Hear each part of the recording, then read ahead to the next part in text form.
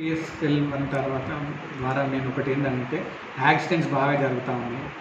Two వీలర్లో చూసినట్టయితే helmet లేని కారణంగా 80% ఆఫ్ ది డెత్స్.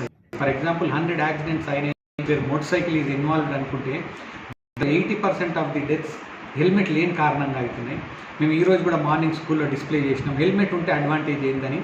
చాలామంది ఎక్స్క్యూజ్ చెప్తా ఉన్నారు. ఇక్కడ చెకింగ్ చేస్తూ ఉంటే, సార్ నేను ఇక్కడనే హన్మకొండలనే తిరుగుతాను సార్, వరంగల్లోనే తిరుగుతున్నాను సార్, లోకల్ సార్ అని.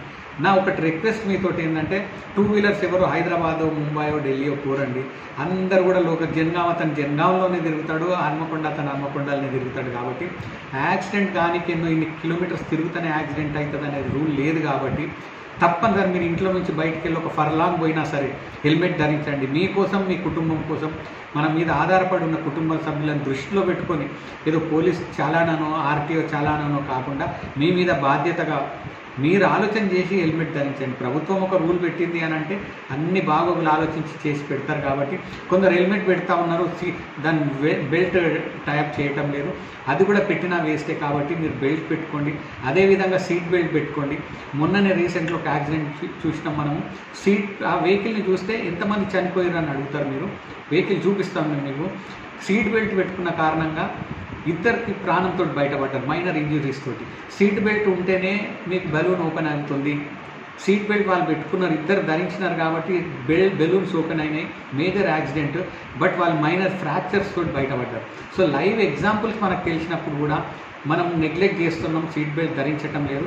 సో నేను 20 స్పీడ్లో పోతున్నా, 10 స్పీడ్లో పోతున్నా, 60 స్పీడ్లో పోతలేను కాబట్టి నాకు సీట్ బెల్ట్ అవసరం లేదని అనుకోకండి. ఎందుకంటే రోడ్ టెస్ట్లు ఇవన్నీ రీసెర్చ్ చేసినప్పుడు 10 మీద స్పీడ్లో పోయే వాహనం సడన్గా 0కి వచ్చిందంటే ఎంత ఇంపాక్ట్ ఉంటుందో మీరు ఆలోచన చేయాలా. ఆ ఇంపాక్ట్ తోటి మనం పోయి విండ్షీల్డ్ స్క్రీన్ హిట్ అయినప్పుడు, గుద్దినప్పుడు మన తల ఏమవుతుంది అనేది మీరు ఊహించండి. సో దయచేసి సీట్ బెల్ట్ ధరించండి, హెల్మెట్ తప్పనిసరిగా ధరించండి. అండ్ రాంగ్ రూట్ అండి, అంత ఎడ్యుకేటెడ్స్ కూడా అదే చేస్తూ ఉన్నాము. పాప మీద అన్ఎడ్యుకేటెడ్ చేసిండు, ఆయనకు అవగాహన లేదు కాదు. కార్లు కూడా రాంగ్ రూట్లో ప్రయాణిస్తున్నారు. మా అంటే 1 కిలోమీటర్ అవుతుండొచ్చు, 2 కిలోమీటర్లు యూటర్న్ ఉంటుంది.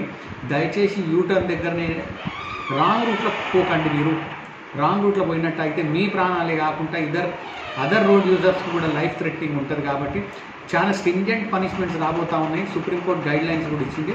సో రాంగ్ రూట్ కూడా ప్రయాణం చేయొద్దు, మద్యం సేవించి వాహనం నడిపియొద్దు. ఇవన్నీ మీకు తెలిసిన రూల్సే. సార్ వాళ్ళు చెప్పిందే మళ్ళీ చెప్తారు అని అనుకోవద్దు మీరు. ఎందుకంటే ఇవే ఆఫెన్సెస్ మళ్ళీ కమిట్ చేస్తున్నారు, మాకు చెకింగ్లో అవే ఎదురుపడుతున్నాయి. కాబట్టి మళ్ళీ రిపీట్ చేయాల్సిన పరిస్థితి ఉన్నది. Over speeding, drunk and driving, not wearing seat belt and not wearing helmet, wrong route driving, ఇవి 95% of the contributors for road accidents. So ఇవన్నీ మీరు దృష్టిలో పెట్టుకొని, సమాజం పట్ల దృష్టి పెట్టుకొని, మన కుటుంబం పట్ల శ్రద్ధ వహించి ఇవన్నీ రూల్స్ పాటించాలని మీ ద్వారా నేను వారికి